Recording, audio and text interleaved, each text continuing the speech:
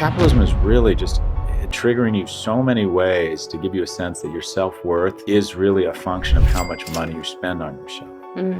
And so it's difficult to break out of that. But if you can live like a Stoic and try and gamify saving money and really develop a saving muscle, you really can lean into your superpower as a young person, and that's your youth, or specifically that you have time. Scott Galloway is an author, podcast host, entrepreneur, and professor of marketing at NYU. His insights on complex topics like business, lifestyle, and investing have inspired millions. There are several thousand multimillionaires that work for the government and never made more than $80,000 a year, but they maxed out their savings plan every year. They lived below their means, and they just chipped away at it. His compound interest is just, Einstein's credited with saying it's the most powerful force in the universe. But it's just staggering what can happen compounding if you start early.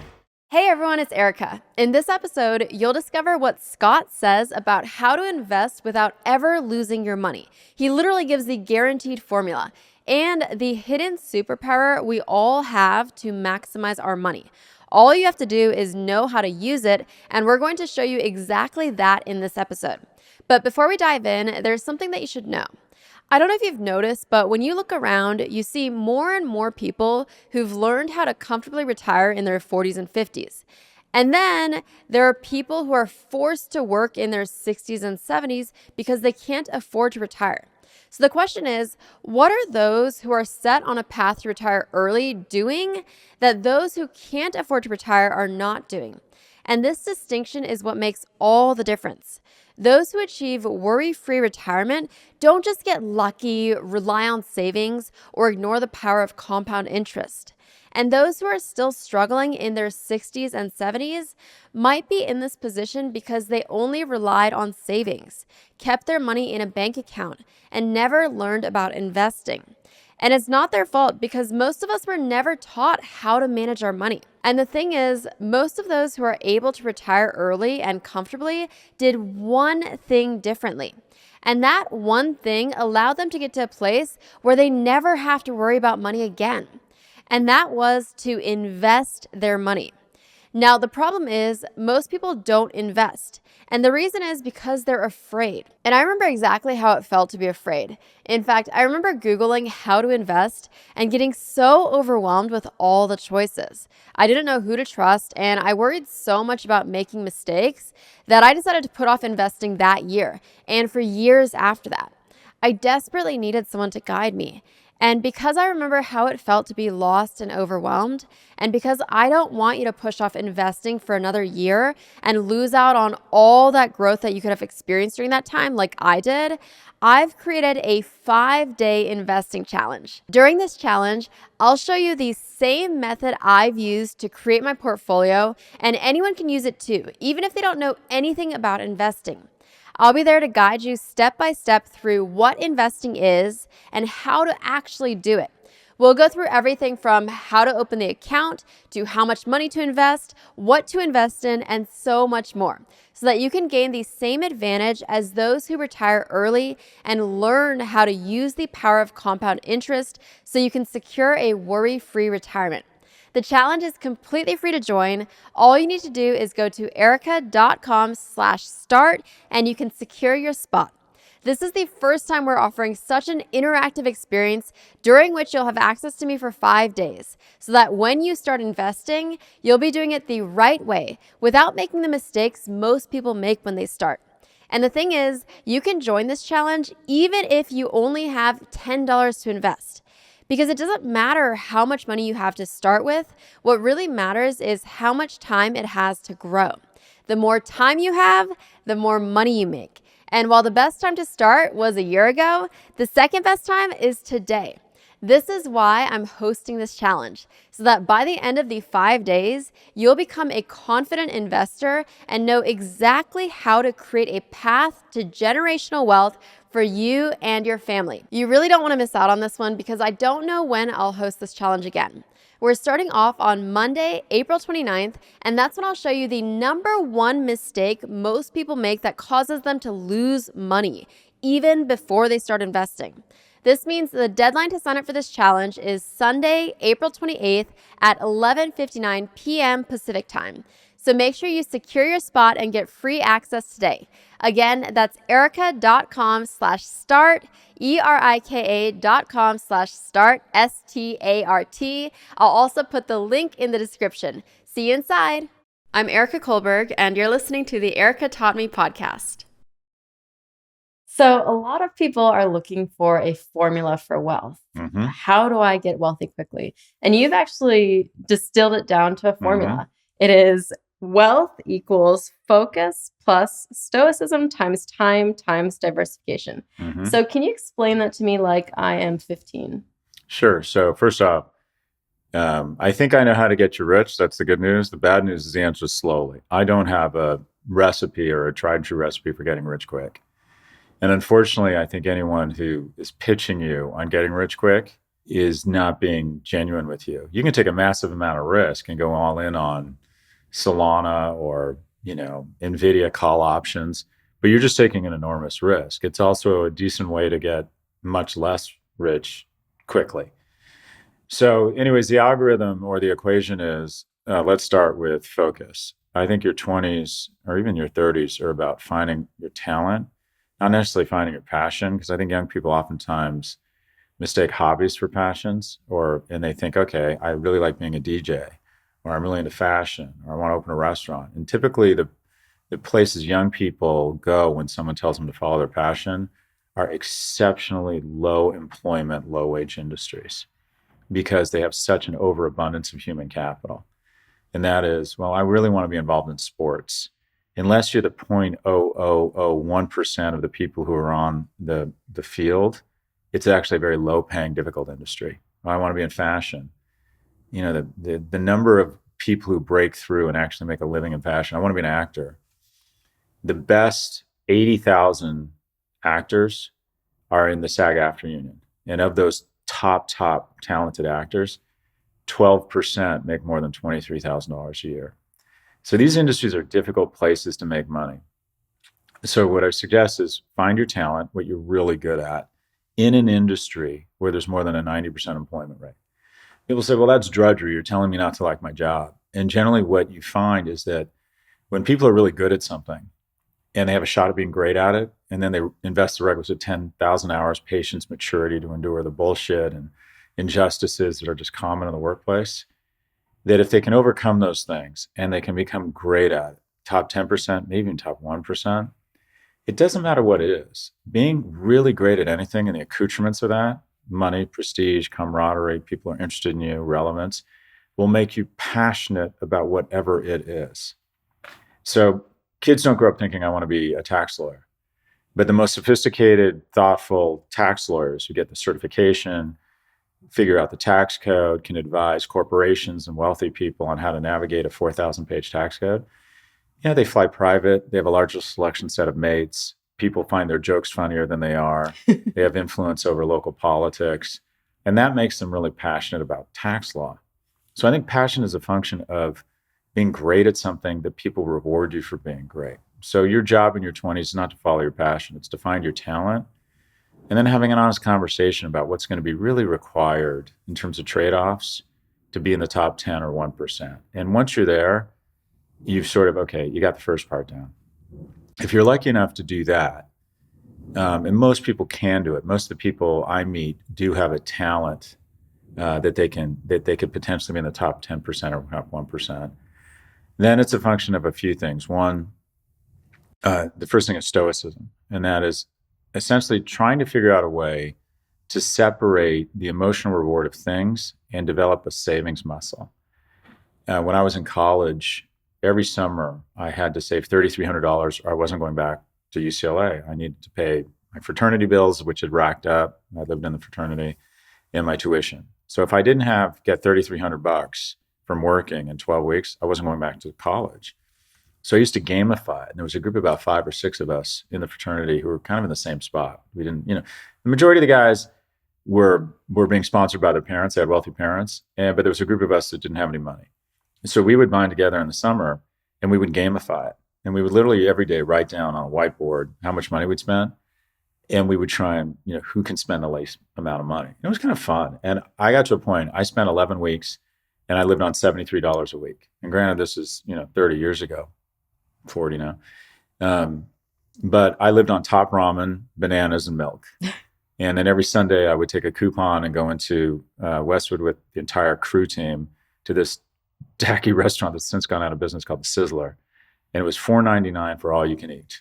Anything on the menu, all you can eat. You can imagine, 55, 6'2" to 6'8" crew guys coming in to eat for the week. And, we probably put them out of business. But gamify, develop a savings muscle. And it's really hard because we live in an economy where every day capitalism is telling you that you're worth an upgrade to economy plus, to economy comfort, to business class, to first class. Oh, you're making a lot of money. Have you thought about chartering a jet? Look at how beautiful this hotel is. Look at how more interesting you would be with an Hublot watch. I mean, there's just, capitalism is really just triggering you so many ways to give you a sense that your self-worth is really a function of how much money you spend on yourself. And so it's difficult to break out of that, especially in your mating years when you're trying to indicate style, fashion, wealth, power. But if you can live like a Stoic and try and gamify saving money and really develop a saving muscle, you really can lean into your superpower as a young person, and that's your youth, or specifically that you have time. And the ability to save just $100 a week in your 20s is the same as me saving $100,000 a year right now. So if you can say, well, if I save $100 a week versus having to save $100,000 a year when I'm older, what would I rather do? And that muscle, that discipline, and that savings muscle will pay off the rest of your life. And then the next thing is diversification. And you'll see screenshots of people who bought NVIDIA a year ago. And now it seems obvious to buy NVIDIA. The vast majority of us did not. And the reality is it's when you go all in on something, you're taking such an enormous risk. And if you buy any one stock, there's a 50.1% chance it's going to go up that day. If you bought any 5 stocks in the S&P and you held them for 10 years, no one's ever lost money. And you think, well, that's not that sexy. The S&P has returned 11% each year. But the way to think about it is, okay, 21 years is going to go by like an instant.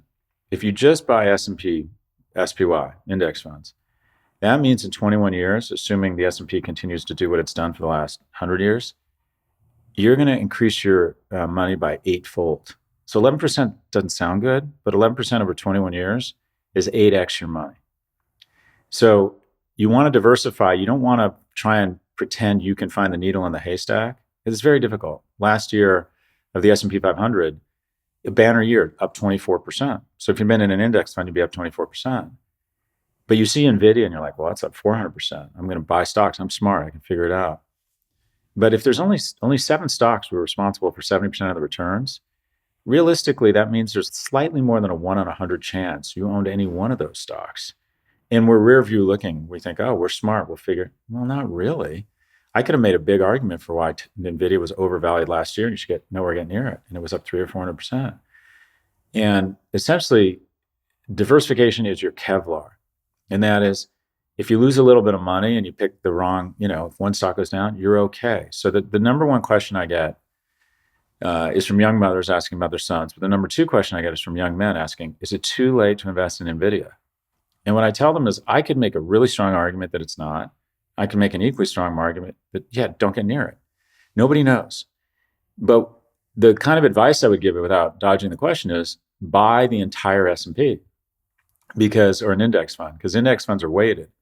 So 32 cents on the dollar will go to the Magnificent Seven, which are these incredible companies, right, that are just high and flying. But let's assume they're overvalued and they go down. It's okay, because 68 cents on the dollar is in the other 493 stocks, and you're somewhat diversified. And what I can tell you is that all 500 over 10 years, weighted equally, will go up. I know it. They've never not. Mm-hmm. And time will go so fast. So an appreciation for time and trying to tap into or ignore a instinct we have, because the majority of our species, for the majority of our time on Earth, has not lived past 35. We have no concept of time. We think, I need to make 40 or 60. I need to double my money this year. And you'll hear about people who have. But you don't need to be a hero. You don't need the needle by the whole haystack, because time will go really, really fast. And because we're used to not living till we're 65 or 85, we can't comprehend, yeah, you're going to be here. You guys are going to be here in 60 years. And the question is, hope you have a podcast that gets bought by iHeart and you have some big, big, massive payday, right? But just in case you don't, saving a little bit of money every month, diversifying, I know that when you're my age, I can guarantee you're going to be economically secure. So hope you're a baller, hope you have the big payday, but just in case you don't, make sure you're going to be economically secure.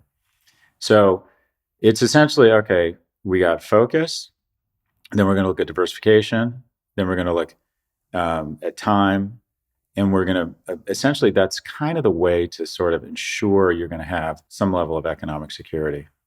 I want to talk about the Stoicism because I thought that was an interesting choice of word. Yeah. I see it as discipline that we need, but why'd you pick Stoicism to describe what you think is the formula to wealth? Well, just the Stoics say stuff like focus less on what other people think. You can't control that. And a lot of spending when you're young is an obsession with what other people think. So trying to bust out of that, right? Trying to find other means of satisfaction. Try and get control of your emotions. Recognizing that there's an entire global infrastructure with super smart psychologists and understand gamification and visualization and timing to convince you, to trick you into buying shit you don't need. And a lot of it is I want to like myself more. I want other people to like me. I'm really concerned with what other people think. Cars get you from A to B, full stop. And after a while, the increase in utility and value you get just diminishes no matter how expensive the car. But we think if I show up with this car, it's going to signal my success and my worth to other people. So trying to be just a little bit more inward and a little less focused on what other people are thinking, such that at a certain point in your life, you can take care of yourself, you can take care of your parents, you can take care of your kids, you can do really nice things, really kind of own your time. Work turns into something where it's your choice. So these are, the Stoics were very good at saying, how do I separate? How do I get, control of my emotions? I don't let my emotions dictate my behavior. But that's, kind of what the link is, I would say, to Stoicism. A lot of it just might be an ability to put off gratification, trying to figure out, all right, how do I trade off? How do I show a level of discipline, recognizing that nothing really wonderful in your life happens that isn't hard. And saving money and developing this army of capital is incredibly, incredibly difficult, right? And the way I think of it is you're fighting against so many sources to try and win this war. And what you want to do is capital or money saved, spend less than you make, savings, invest it. That army will be like, it'll be an army like Genghis Khan. It'll just, if you have you can start with a small army, but if you keep adding to it, it's going to grow massive over time. And then you're in a position where it's just an awesome idea to have an army trying to make you money while you sleep. And that's capital. That's money. And if you can do just a little bit of savings when you're young, and by the way, this is do as I say, not as I do. I have a close friend, again, a college friend, college roommate. And I remember when he was 22, him saying, I got to find the money to invest in my IRA Roth because I have a matching thing at work. And I remember saying, if $2,000 a year makes a difference in my life when I'm older, I'm like, shoot me. And that was entirely the wrong attitude because I've made probably 5 or 10 times what he's made in salary and income. I've made 5 to 10 times more than him. He is approximately the same wealth as me. Mm. Because that research that shows you're the sum total and then divided by the number of friends you have, you're exactly the average. So when 5 or 6 people hang out together a lot, they become the same body mass. They tend to have the same income. They tend to eat the same things. They become the same person, right? So that's a lesson. If you want your kids to be successful, try and figure out a way that they have impressive friends because they will rise or fall to that level. What's different is how much wealth they end up with. So you can have 5 or 8 people to make approximately the same amount of income. The amount of wealth and economic security they have is vastly different. And this is really that book that says, okay, you're amongst 8 people that are making about the same money as you, same career prospects. 1 or 2 of you is going to be economically secure. 4 or 5 are going to be okay, but stressed about money. And 1 or 2 are going to be economically insecure and super anxious, despite the fact you all demonstrated the same skill, same professional success, same income earning. So what are the practices, right? What are the skills? What's the equation for being that one person, for being my friend Lee, who made a lot less money than me, but ended up with the same wealth? So this is the saying, okay, what is a set of behaviors that says, okay, maybe I never get to be a baller. Maybe I'm never a CEO. Maybe I never sell my business, but I want to be that guy or gal. Then when I'm 50, people look back and say, they're economically secure, even if they weren't that successful. There are several thousand millionaires, multimillionaires that work for the government and never made more than $80,000 a year. But they maxed out their savings plan every year. They lived below their means and they just chipped away at it. Because compound interest is just, Einstein's credited with saying it's the most powerful force in the universe. I'm not sure it was him. But it's just staggering what can happen compounding if you start early. It's just, if I said to you, Erica, I have this box, and if you figure out a way to find $10,000 over the next year and you put it in this box, it's going to be 100,000 in an instant. And when I say instant, I mean as someone who's 59 now, 30 years is just going to go like this. You're just going to, the only thing I can guarantee you is the next 20 or 30 years are going to go so fast. You're like, Jesus, where did that go? And if I give you the box, how hard would you try to put $10,000 in it? And it'll be 100,000 in an instant, because it'll go by so fast. You'd go, well, I'd like to really try hard to put that $10,000 in that magic box. And we all have it. Your super weapon is your youth, which means time is on your side.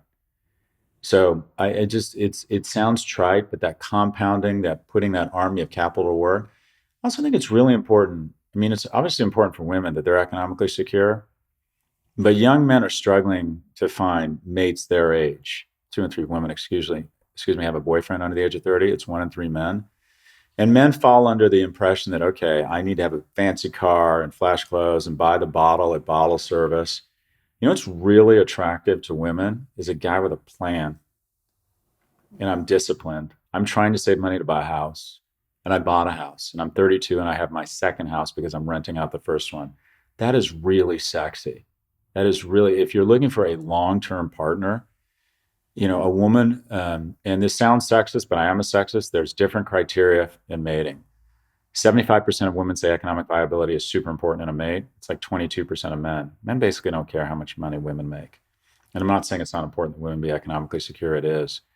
But in terms of just sheer attractiveness and mating to young men who are struggling to find women, because women are dating older and older every year, having a plan, being disciplined may not seem sexy. It may not be on first impression, but it is very sexy as people get to know you. This guy has a plan and he has discipline. He's going to be able to take care of me. He's going to be able to take care of his parents. He's going to be able to take care of our children. That is very, very attractive. When did you, in your early 20s, when your friend was talking about his IRA and you didn't really take it seriously, when did you have that realization that I do need to take this seriously? That's a great question. I know the exact moment. I've made a lot of money my whole life. My first job out of college was Morgan Stanley. I made, $70,000 my first year out of college in 1987. More money than my mother and I think maybe my dad had ever made my first year out of college. Bought a BMW, put swim goggles on the rearview mirror to give people the impression I was an athlete and owned a BMW. I mean, just spent it all. Because I'm like, I'm a baller. I'm going to be an investment banker. And then I realized I didn't like investment banking. I went back to business school and continued not to live. I always saved a little bit of money, but lived pretty large. The vast majority of people do what I do. As their current income goes up, they adjust their lifestyle up to exactly what they're making. Sometimes more, which is really unhealthy. I never did that. I never spent more than I made, but I didn't save as much. And then between the dot bomb explosion in 2000, I got out of the gates early. I started a company. It was going to go public. On paper, I was worth 80 million in 99. Dot bomb explosion happens. Okay, that money's gone. Crawled my way back. Started getting wealthy again. Got divorced. That's financially ruinous. Lost 60% of my net worth in that. Clawed my way back. Wasn't diversified. 2008, a great financial recession. Lost a ton of my wealth. And at exactly that time, so what am I? I'm 42. I don't have as much money as I thought I was going to have because the great financial recession, because I wasn't diversified. I was always way too into tech. Wasn't diversified. And then my oldest son had the poor judgment to come marching out on my girlfriend. And I remember thinking, that's a moment when in movies and Hallmark commercials, you're supposed to hear angels singing and bright light and happiest day of your life.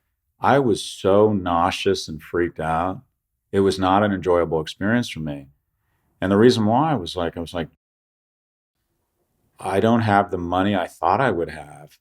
And now I'm not only failing myself, I'm failing this kid. And that like realization and that just humiliation was awful. I'm like, Jesus Christ, I've had all this success on the cover of magazines and I'm not financially secure. And I have a kid depending on me. It was terrifying. That's when I decided to get really serious. And I've always engaged in work. I've always been very disciplined. But I thought, I'm going to move to Florida. I'm going to take the 13% tax savings from New York to Florida, and I'm going to reinvest every penny. I'm going to give up my fat, sexy loft, and I'm going to move into just an okay house and pay low rent. And I'm going to save just a ton of money and start investing it. And that's what I did. And it took me, I have more access, more privilege. To be blunt, I'm more talented than your average bear. So I was able to catch up pretty fast. And I got lucky because those years from like 2008 to 2024 were incredible bull market years. But the moment of realization that happened to me happened late. And that is, okay, whatever happens, maybe you don't hit it big, but you have to establish a certain level of financial security. It's no longer just about you. But that was the moment when my first son was born. What do you think had happened up until that point that caused you to feel the need to have the fancy apartment and the fancy cars and put the swim goggles on there? I think it's actually very natural, and I think it's the norm. We live in a capitalist society. I remember when I was in Europe, backpacking through Europe, and I went to the American Express office in Vienna because we were going to Budapest, and I did $300 in American Express traveler's checks, this ridiculous technology, which dates myself. And in exchange for $300, I exchanged them for Hungarian forints. And they gave me a stack of forints. I'm like, oh my God, this is going to be so much fun. Finally, I'm going to be a baller. Everyone had talked about how cheap it was in Hungary. This is like 1990. So I go to Budapest. There's nothing to buy. All you can get is nice coffee. There's nothing. It was communist. There's like nothing. Literally, there's no way to spend your money. Imagine the entire 180 opposite of that. That's America. There is so much amazing to do with money. I mean, it's incredible. Everywhere, there's so many incredible things you can have with money, right? Oh, I want a facial. Well, no, I want the vampire facial or the double oxygen facial for an upgrade. And I want my groceries delivered, and I don't want just organic. I want grass-fed organic. I mean, there's just so many wonderful ways to consume in our society and spend more and more money. Oh, checking out on Amazon. Well, wouldn't you like, you just bought a pair of Nikes. Here are these really cool Bomba socks. I mean, you just keep going. I order on Caviar, the food delivery service. I order lunch, and they sense, oh, the bakery nearby, we can add donuts or cheese. I mean, everything in a capitalist society is lending you towards spending more money. In addition, as a man, quite frankly, in my mating years, I just felt a need to signal success. I wanted other men to be impressed by me, and I wanted women to be attracted to me. And I thought that the way you would do that, and I think this is entirely natural, is to signal wealth and power. And they can't see my bank account, but they can see the car I drive. They can see the watch I have. They can see that if I invite them away from a weekend, I take them to St. Bart's and I just drop money like I'm really rich, even though I wasn't. I think these instincts are entirely understandable and entirely natural. And I'm not suggesting you live like a monk, but having a little bit of discipline just pays off so much when you're younger. And why do you think people are going to get this exact formula for you, but yet most people are not going to follow it? How do you get more people to follow this? Because even yourself, you didn't learn until you had that the realization moment in your 40s. Myself, it was in my late 20s that I realized I needed to take finance very seriously. So how do you get people to actually take the advice without having to learn it the hard way themselves? Well, the best regulation is life lessons, is learning, right? I learned, unfortunately, I didn't learn until I was in my 40s that you need to be diversified. If you make a lot of money and you're pouring it all into tech stocks, you're setting yourself up for failure. If you're not developing a savings muscle, even though you're making a lot of money, you're setting yourself up for stress and failure. And essentially what I want to do is, I'm kind of writing the book to me to say at 25, okay, you registered so much unnecessary stress. It's kind of like working out, which is the greatest increase in utility from working out is for people who don't work out to go from 0 to 3 hours. If you go from 3 to 8 hours, you get some incremental improvement, but the really massive improvement in health outcomes goes from people who go from 0 to 3 hours of working out. So just understanding the financial markets, understanding the power of compounding, understanding the importance of your army of capital, and saving a little bit of money when you're young just has enormous ROI. And so you can learn the hard way, or you can just have some basic understanding of, okay, so you're saying I just buy low-cost index funds, that 1% on that branded cool fund I do or day trade, 80 to 95% of day traders lose money. I think when people read that and see it over and over, they're like, well, maybe I shouldn't day trade. Maybe Robinhood isn't on my side. Maybe people taking screenshots of their crypto winnings, that they're more the exception than the rule. And they're not taking pictures of guys who spent their student loan money and their grandmother's gift and inheritance and are having suicidal ideation now. This shit is really mentally taxing on people when they take a big risk and it doesn't pay off and they find themselves financially stressed. I think a train wreck is unfolding in front of us, and that is the fastest growing technology, the fastest growing app in America isn't AI. It isn't a photo sharing app. It isn't TikTok. It's gaming, which is a way of saying gambling. So a third of men bet on the Super Bowl. They think 50% of men under the age of 30 are going to bet on March Madness. And it's a dopa hit. It's tapping into your brain. It's tapping into a more risk aggressive male brain. And it's fun. And you feel like you're skilled. Oh, I understand the Kansas City Chiefs. I get it. I have a skill. I understand this stuff. And the opportunity to take $100 and turn it into 200 just feels awesome. These companies are worth billions of dollars because over the long term, you're going to lose money. And I just think putting the data in front of people, it's not going to change, all people's behavior, but it can change a certain amount. I wish I'd had the data. I wish someone had said, look, boss, you don't need to be a hero. If I started going to go right off, if it goes public, great. But if it doesn't, you're making enough money or just a little bit aside in low cost index. I'll give you an example. Every branded financial instrument, from any hedge fund, anyone who has commercials, 1-2% on your money, charging you commissions. The entire financial services industry is essentially a giant grift. You don't need a branded financial services company or a fund. You need low cost index funds. Because if you look at the entire financial services industry, alternative investments industry, all hedge funds, all private equity funds, all these masters of the universe, all these people recommending SPACs, branded Fidelity, all these guys selling specialized products, they have underperformed the S&P by the amount of their fees. It's all a grift. You don't need them. SPY, just a low cost index fund, because even 1-2% fees, which people don't think about because it's a branded site, looks good. No, they have commercials. That will decrease your returns by 30%. And again, that I didn't realize that. You don't need, the reason they're getting 1 or 2%, it's not because they're better at what they do.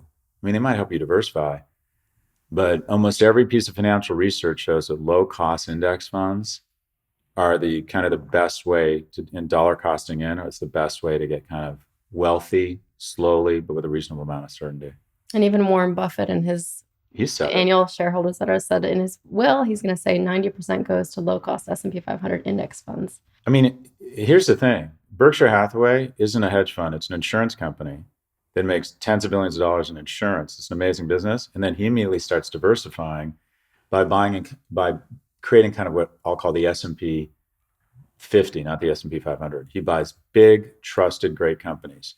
He is better at investing than most people, but even he said, the jig is up. There's so much information that he now recommends going to S&P 500. And the thing about the S&P 500 that I love so much is it's sort of self-selecting the best companies, because every year they kick out the underperformers and they let in the high flyers. So they'll kick out Kodak and they'll let in Salesforce.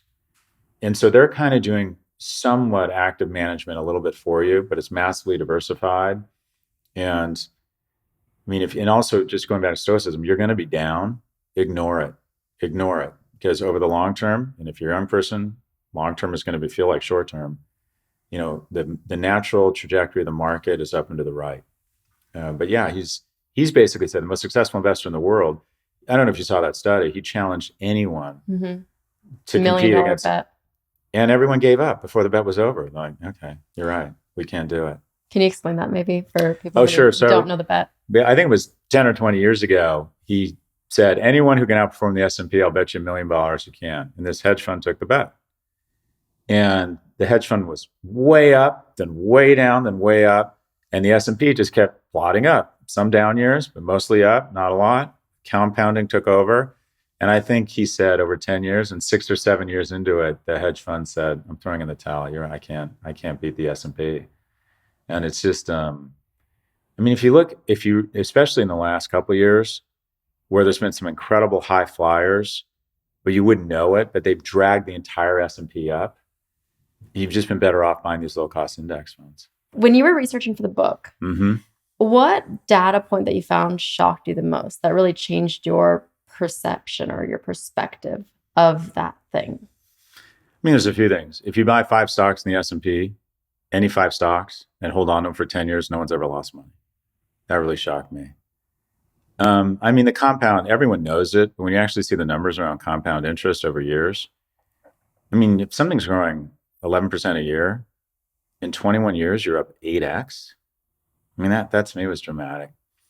There's a lot of, basics. 50% of America doesn't have more than $400. I mean, it's just, there's just some really scary stats out there around how financially illiterate most people are. They don't understand interest rates. They don't understand the difference between a 4% mortgage and a 6% mortgage is enormous. It doesn't sound like a lot. Oh, that's tiny. 4%, 6%, who cares?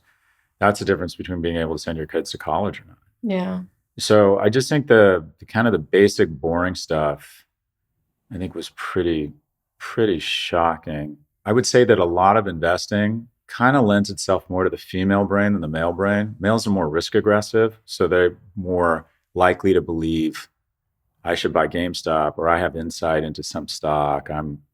I'll take a risk. Single women now own more homes than single men. And I think some of it is because women are making a lot of strides professionally, but I also think that they're just they're less risk aggressive. And I think they're more inclined to pursue a more boring investment strategy that ends up being more productive in the medium and the long term. So do you think women are better investors? I would say that I think women are more inclined to adopt the type of strategy I'm advocating. I think you take a 25-year-old woman and a 25-year-old man. And by the way, there's some great things about being risk aggressive. Men typically make better entrepreneurs. They're willing to take more risk. That's not to say there shouldn't be equality of opportunity. And what you see is based on the fact that 2% of venture capital is allocated towards women. There's still a huge bias against female entrepreneurs. But on a risk-adjusted basis, you're probably always going to have more male entrepreneurs because men are more risk-aggressive. Carnegie Foundation gives out awards every year based on, they call it the Hero Award. And it's people who literally put their own life at risk to help strangers. So it's the whole running into the burning house thing. They gave out 81 awards last year, 78 were men. Men usually make better combat soldiers because they will take an order and they will run out and they will under enemy fire, try and grab a colleague and pull him back. Women are more thoughtful. Women are more, is that a good idea? Let's think about it. Is that really a good idea? He's probably dead. So 3 of us are going to die trying to save a guy who's obviously not going to make it. I mean, they're just more thoughtful.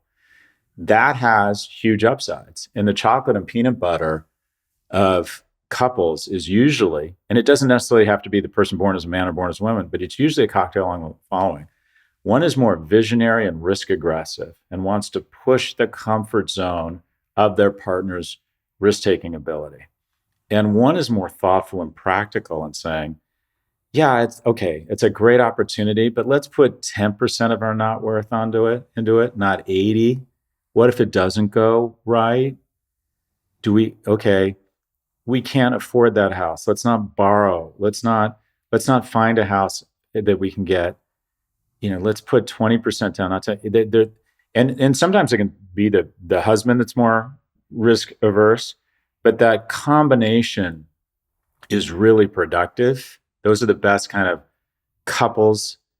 I mean, introverts and extroverts get great couples. Introverts and introverts, they don't go out. They have no friends. Extroverts and extroverts start resenting each other because they're both fighting for the mic all the time. It's the same way with investing. But I would say this strategy, probably with young people, probably lends itself more to the female brain. But the brain that really works here is the one that appreciates financial literacy. If you said to someone, do you want to be good at money? I got to imagine 90+% of people would say, yeah, I'd like to be good at money.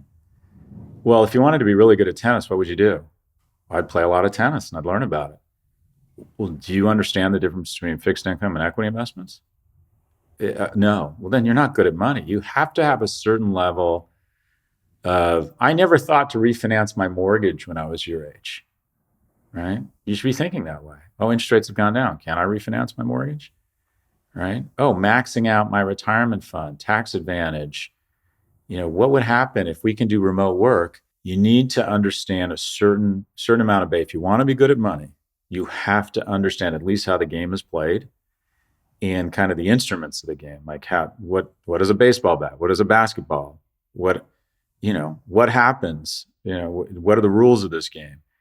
And I would say 80 or 90% of America doesn't understand the basics of financial literacy. And the worst thing is you work hard, you're smart, you're good at what you do, you make a lot of money, and you don't end up with economic security. Man, that's a real tragedy. If you were to create a checklist for your son, you give it to him when he turns 18, and he's going to follow all 6 points on the checklist. And one is invest in low-cost S&P 500 index funds. What are the other 5 that you put on the checklist? Give up the myth of balance. Work really hard in your 20s and 30s. Try and commit to be in the top 10 and then the top 1% of anything. Gamify savings. Just try and find people to save with. Find apps, the Acorns app that ups your, rounds up to the nearest dollar. Take pride in making your own coffee. Like start to gamify and really develop a really big savings muscle. Recognize that your economic success, probably more than anything, maybe after your talent, is going to be character. Now, what do I mean by that? The most financially ruinous thing is divorce. I was making a shit ton of money and all of a sudden I didn't have a lot of money because I got divorced. The majority of very wealthy people, there's a trope about or a myth about wealthy people that they're not good people. That, Senator Warren, like billionaires are evil people and they had to climb over people to get there. The research shows that really super wealthy people are generally higher character because the only way to get really wealthy is to build a lot of allies along the way. And it happens at a very early stage. Google, the hiring manager at Google says, we put out a product management opportunity on LinkedIn or whatever. We get 200 resumes within 24 hours. We pick 20 people come in an interview.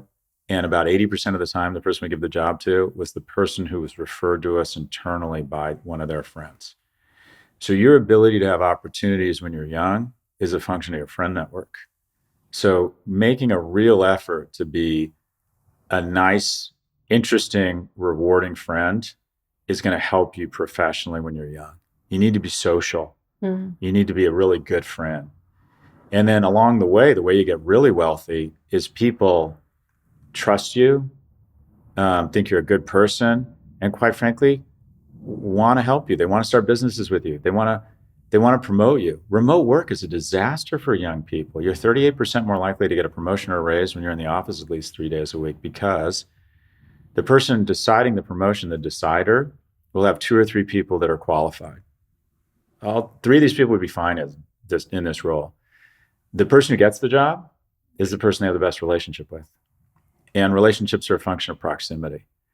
And to get really wealthy, you need to be the person who has tremendous allies that are willing to give you the benefit of the doubt, willing to loan you a bunch of money for one of your crazy ideas, who, when you screw up, don't, try and save you, get you involved in great business opportunities. Generally speaking, greatness is like wealth, or wealth is like greatness. It's absolutely built in the agency of others. So being a high character, generous person is really a key component of getting wealthy. It's very hard to get wealthy on your own, very hard. So I would say that, generally speaking, really wealthy people have really long-term sustainable relationships, their spouse, and they've collected allies along the way. So what are the keys to getting wealthy? If I had to have another component in there, it would be being a generous, loving, forgiving person. Because if you're just going to lose 60% of your wealth in divorce, and you're never going to have the kind of economic upside offered to you by people who want you to win. When you're a good friend and your one friend makes it, they want to take you with them. They want to share prosperity with you. They want to loan you money for that business, right? They want to, when they see that, I don't care who it is, when you have a good reputation, the business thinks, or the bank or whoever it is thinks, this is a good person, let's give them the benefit of the doubt. So I think character and being just generally speaking, a generous person is kind of one of the real key attributes. And that's what I would tell my son. Dispel the myth of balance. You're going to have to work your ass off. Find something you're good at. S&P low cost index funds. Develop a savings muscle.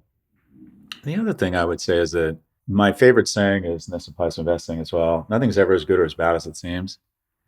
And that is, when you pick a stock, first up, if you want to take 30% of your net worth and put it into individual stocks, it's fun. You might learn. You got to scratch that itch. Fine. Go for it. If you're into yoga and you're going to Aloe and you're like, this thing's going to blow up. I just got to get into I just know it. Fine. Take some of your money and do it. And you might be right. You might get an outsized return. It's fun. But don't do more than 30%, because if it doesn't go well, you're going to be really emotionally and mentally unwell. It's going to really with you, for lack of a better term. But what I tell my kids is that one of the few sayings that's really held for me is, nothing's ever as good or as bad as it seems. And that is, when you're doing really well at work, or you're making good money, or your investments pay off, realize a lot of that is not your fault. You're in the right place at the right time, and be humble. As a matter of fact, it is after a big win where you are most vulnerable to a big mistake, because you're beginning to believe that it's you. And some of it is, but a lot of it is luck. And luck is pretty symmetric. If you've had good luck in the market, if you've had good luck in love, if you've had good luck at work, kind of means you're due for a fall. So you want to minimize. That's when you bring your horns in and you show some humility. No, okay, I picked one stock, it tripled. So why wouldn't I take all my money out of index funds and put it all into, whatever it is, right? Starbucks, I think that, whatever it is, right? And then also, when things don't work out, when you get fired or laid off, or you have an investment go wrong, forgive yourself. Realize a lot of that isn't your fault either. Because what I find is really, just as character is an enormous attribute of wealthy people, being depressed or angry yourself, getting stuck, can kind of really slow you down financially. I have a lot of friends who started a business, made a ton of money at hedge funds, or were just killing it their whole life, all they've known is success. They start a business, and like 6 to 7 businesses, it doesn't work, and they can't get past it. They can't forgive themselves. They lose their confidence, they're angry at themselves, and they can't quite get to the next thing. That is, you got to be able to forgive yourself. It's like, it's okay. I've started 9 businesses. I think 6 arguably have failed. But here's the good news. Bad news is only 1 out of 7 businesses work. The good news is I've started 9. So I was just gonna have a successful business at some point. I was always a good person, always treated my investors well, always tried really hard. But you don't need to be a hero. You don't need to bat 1,000%. You just don't need to. It's interesting because for the checklist, I kind of thought you were going to say, open a high yield savings account, open a Roth Probably IRA. should have said that. Yeah. But all of the checklist items were so intangible. How do you think about teaching your kids those intangible skills of being a better person, having strong character? So one, there is a series of things that you just talked about, right? Open a high yield savings account. That's your short-term bucket. I talk about buckets. Your short-term for your needs, your medium-term saving for a house, your long-term, your retirement, right? The buckets thing. And there's just some best practices. Those are pretty easy. It's the personal values and the behavior stuff that I think separates people who are economically okay and people who are economically really, really strong. In terms of what I tell my kids, what I figured out, you can't tell them anything. You got to model it. Right? I want them to be really good husbands. It's motivation for me to be a really good spouse. Like they see it, right? I want them to be gentlemen. So when we have visitors, I immediately rush out and I bring them with me and I take the bags out of their car. Whenever I'm meeting anyone, I stand up. Yeah, I find your boys, especially boys, they don't. And once they hit 15 or 16, they're actually less inclined to do what you tell them because they have this natural rebellious streak. The only way you really shape their behavior is through modeling. It's not telling, right? And I purposely say to them, I'm financially and economically secure right now. I purposely go out of my way to say, I tip big because I want to be a generous, good person.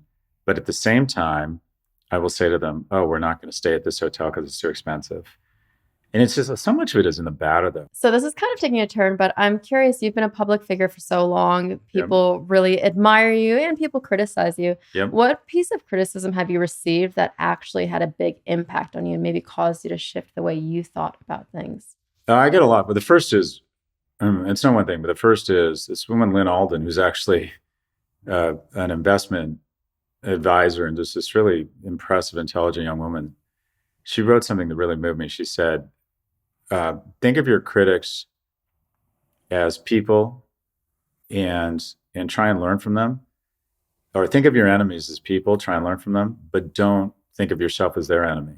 Just try and learn from it and move on. In terms of specific advice, I was in something called YEO where they paired you with a mentor. And interesting, my mentor was a guy named Bob Swanson. He was the founder of Genentech. He was the runner-up for Person of the Year in 1993. And he ended up dying of a glioblastoma, a brain tumor. But he did something wonderful. He agreed to follow me around. I was an entrepreneur. And he literally followed me for an entire day. Meetings, reviews, everything I was doing, client meetings. And it was so funny. People were in there like, is that the founder of Genentech? Yeah, he's my mentor. And he just followed me and I didn't say anything. And at the end of the day, he sat me down and he said, you need to listen more. You're under the impression that leadership is making these bold statements and impressing everybody. He's like, leaders listen and find the best idea and then make that decision based on, but he's like, you're not listening enough. You're under the impression that leadership is winning and occupying the amount of airspace in the room. I think that's not it. The other thing is, I've gone on a bunch of boards and someone once told me that essentially when you come into a strange situation or a strange environment, and I'm very opinionated and, very confident, that almost always when you come into a strange situation, you're not as smart as you think and they're not as dumb as you'd hoped. That you should have a little bit of humility that maybe you don't understand the situation. Another great piece of advice I got was this guy, Hamid Moghadam, who's the CEO of Prologis, which is the largest REIT in the world. And I got into a board battle with Sequoia Capital, this master of the universe. And I struggle with anger. I hold grudges. I think I'm going to serve this person a cold lunch one day. I hold on to grudges. And Hamid sensed that. He was a mentor of mine. And he said, Scott, you know what absolutely is the best revenge? Just the best revenge. It's just have an amazing life. It's don't even think about them. If you develop such an amazing life that you don't even think about the person who's wronged you. You don't think about the woman who treated you poorly, or the guy who treated, or the person who didn't give you the respect or screwed you over in a business deal. And I just drive them crazy by living an amazing life and never thinking about them again. And I love that. And it's still hard for me, but it's motivating for me to think, okay, if I've never sued anybody or ever been sued, when I decided I'm just not going to work with this person again. And at some point they might look me up and just look at my life and think, Jesus Christ, that guy fed me a cold lunch with his amazing life. I love that. So we have a closing tradition. Okay. The podcast is called Erica Taught Me, but really today is all about Scott taught me. So What do you want people to walk away saying, Scott taught me this?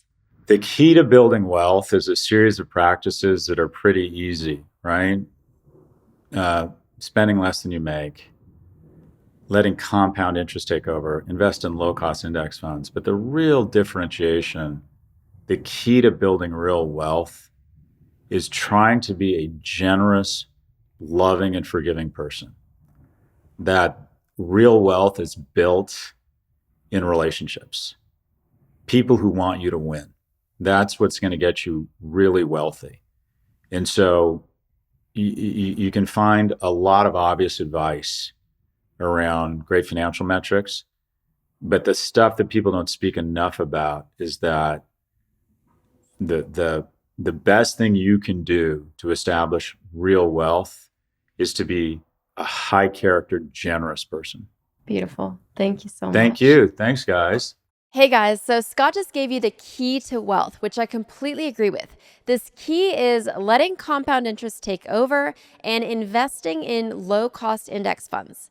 Now, when I think back to myself years ago when I was first trying to learn how to invest, I didn't even know what compound interest meant. In fact, I didn't know what investing in low-cost index funds looked like. And I lost a lot of time and potential gains because of this.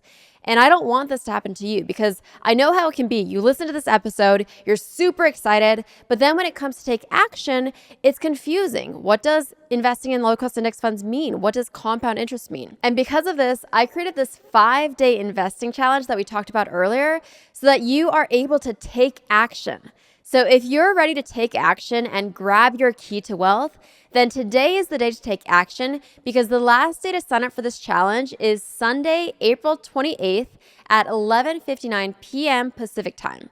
And to do that, you have to go to erica.com/start.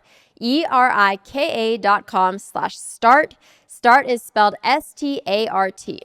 Or to make it easier, you can click the link right below in the description. I'll see you inside for the free 5-day challenge. If you've enjoyed the episode, please take a moment to leave a review. It really helps support what we're doing.